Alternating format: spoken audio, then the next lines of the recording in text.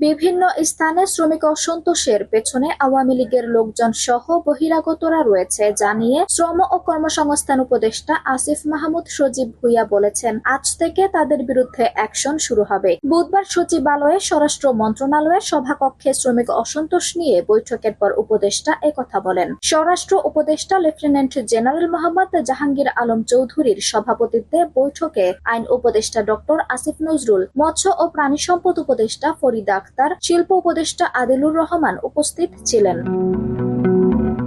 শ্রম উপদেষ্টা আসিফ বলেন, শ্রমিক অসন্তোষ নিয়ে আমরা মালিক ও শ্রমিক পক্ষের সঙ্গে একাধিক সভা করেছি। আমাদের শিল্প উপদেষ্টাও কথা বলেছেন। সব শ্রমিক নেতার কাছ থেকে আমরা এটা জানতে পেরেছি, এখন যে আন্দোলনগুলো হচ্ছে, শ্রমিক নেতারা এই আন্দোলনের প্রকৃতিটা নিজেরাও বুঝে উঠতে পারছেন না। কারণ এখানে কোনো নির্দিষ্ট দাবি উঠে আসছে না, কোনো নির্দিষ্ট দফা পাওয়া যাচ্ছে না। তিনি বলেন, যারা সাধারণত শ্রমিক আন্দোলন করেন তারাও সেখানে সেভাবে নেই।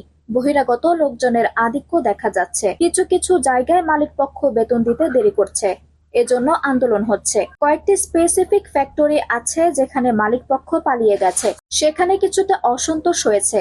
সেগুলো আমরা অ্যাড্রেস করছি। সেগুলোর জন্য সরকার সফট লোন ঘোষণা দিয়েছে, সেটার পরিধি আরো বাড়ানো হবে।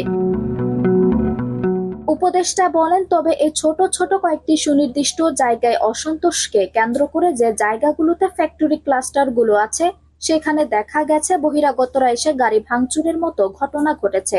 আসিফ মাহমুদ বলেন, শ্রমিক নেতারাই আমাকে বললেন যে তারা সেখানে হেঁটে এসেছেন এবং তারা দেখছেন যে হেলমেট ও হাফ প্যান্ট পরা যারা টোকাই, যাদের টাকা দিয়ে বিভিন্ন প্রোগ্রামের জন্য ভাড়া করা হয়, তাদের সেখানে দেখা গেছে। তিনি বলেন, স্থানীয়ভাবে আওয়ামী লীগও আছে কিছু জায়গায়। কিছু স্থানীয় বিএনপি নেতাও রয়েছেন বলে আমরা সংশ্লিষ্টতা পেয়েছি। বিএনপির কেন্দ্রীয় নেতাদের সঙ্গে আমাদের এ বিষয়ে কথা হচ্ছে।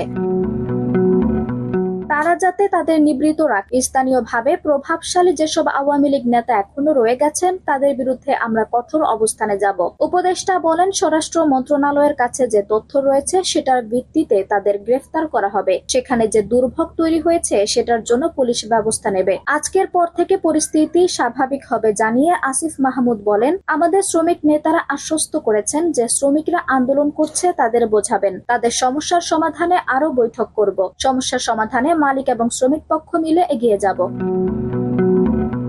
আঞ্জুম হক আরবি, টাইম নিউজ ডেস্ক।